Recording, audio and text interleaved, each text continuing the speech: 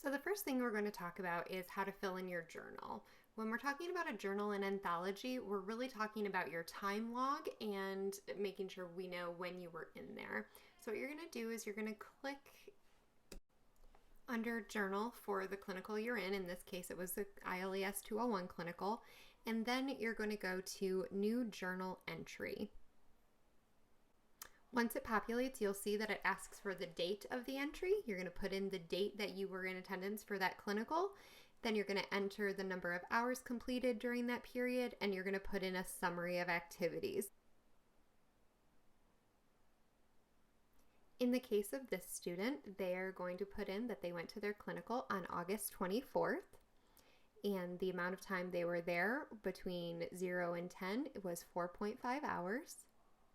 And while they were there, they put in their summary of activities, which was observation note-taking and debrief, and they're going to hit save. And then when it repopulates, we'll see that out of the 30 hours that she needs to complete, she's now completed 4.5 of them. The next thing we're going to talk about is filling in your self-assessment. For every semester that you are a candidate in our program, you will have to complete a teacher candidate disposition self-assessment. When you read it, it's the same assessment that your cooperating teacher would give you or university supervisor would give you. And essentially, you will just go through each of the pieces of information, entering your current term.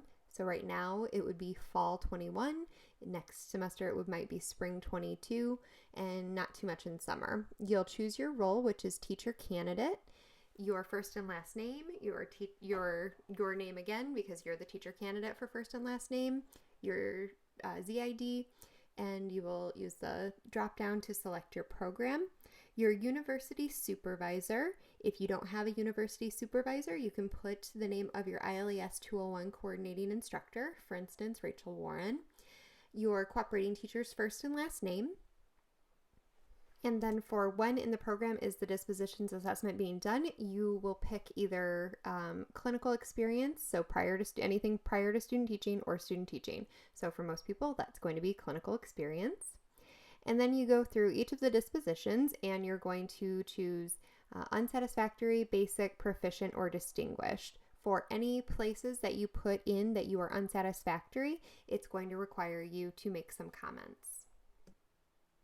And as I'm scrolling through it so that you get an idea of how long it will be, just keep in mind that you should set aside enough time to do a good job on this, and that after you click save, you are not able to go back and do any edits. So again, give yourself plenty of time so that you can give yourself a thorough self-assessment.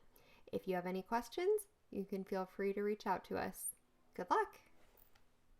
And a special thank you to Haley Carlson for sharing her screen and helping us to make this tutorial video.